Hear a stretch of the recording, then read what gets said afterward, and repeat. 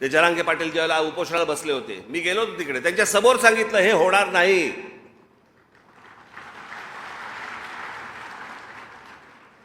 होणार नाही याचा अर्थ होऊ नये असा नाहीये. टेक्निकली हे होऊ शकत नाही.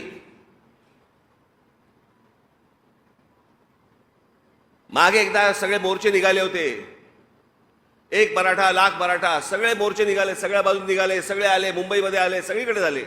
काय झालं पुढे?